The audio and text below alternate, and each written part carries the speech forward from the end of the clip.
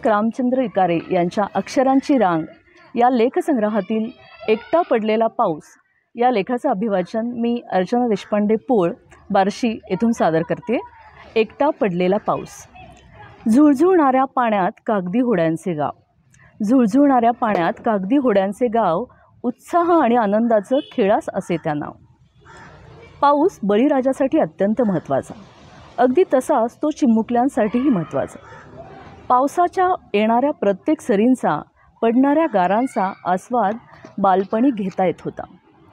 पत्र्यावरच्या थेंबांच्या आवाजाने पावसात जाण्याची, भिजण्याची हाक मनाला मिळत असे आणि त्या पावसात भिजताना अंगावर येणाऱ्या प्रत्येक सरींचा सवंगड्यांसोबत आनंद घेता येत असे।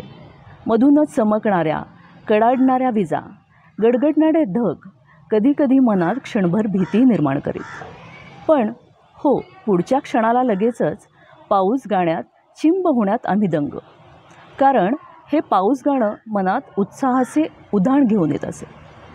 दुःखाचा, वेदनेचा उन्हाळा संपल्याची चाहूल म्हणजेच हा पाऊस। आणि मग अशा मनास हळूवार फुलवणाऱ्या पावसात भिजण्याचा मोह कसा आवरेल? या पावसात भिजताना सर्दी पडशाची चिंता कशाला?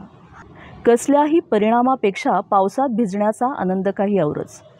प्रत्येक सरीतून मिळणाऱ्या आनंदाचं मोजमाप करण्याचे परिमाण अस्तित्वात नाही। या भिजण्याला, बागडण्याला मित्रांची साथ लाभे नि आनंद द्विगुणित होत असे। मग याच मित्रांसोबत पावसाच्या वाहत्या पाण्यात कागदाच्या होड्या सोडून त्यांची शर्यत लावायची। हा खेळ सुरू होई। या कागदी होडींना गरीब श्रीमंतीचा, स्वस्त, महाग, हलकी, भारी असा तुलनात्मक दर्प नसे। होडीला कोणत्याही भौतिक अथवा आर्थिक गोष्टी न तोलता ती होडी आनंद घेऊन येणारी, सुख समाधान वाहणारी होडी असायची। हाती येईल त्या कागदातून तिचा जन्म व्हायचा नि निखळ आनंदात तिचा प्रवास असायचा। पावसाच्या पाण्यात निर्माण झालेले प्रवाह अशा होडींनी भरून गेलेले असायचे। या होडीबरोबर प्रवाहा शेजारून चालत जाताना होडीचं वाहत जाणं नि त्या भोवतालचं आपलं प्रतिबिंब कौतुकास्पद वाटायचं। याचा आनंद आजच्या हजारो रुपयांच्या खेळण्यातूनही प्राप्त होत नाही। पण आज आम्हीच पावसाची भीती मुलांच्या मनावर कोरली।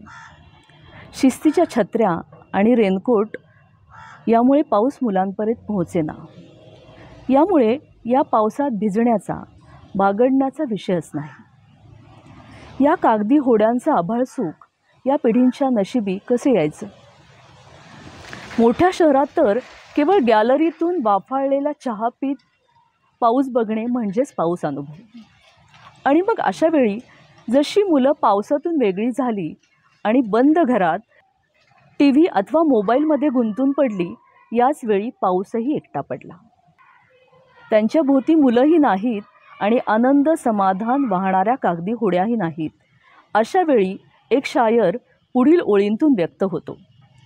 उदास फिरता है अब मोहल्ले में बारिश का पानी, उदास फिरता है अब मोहल्ले में बारिश का पानी, कश्तियाँ बनाने वाले बच्चे मोबाइल से इश्क कर बैठे, कश्तियाँ बनाने वाले बच्चे मोबाइल से इश्क कर बैठे। धन्यवाद।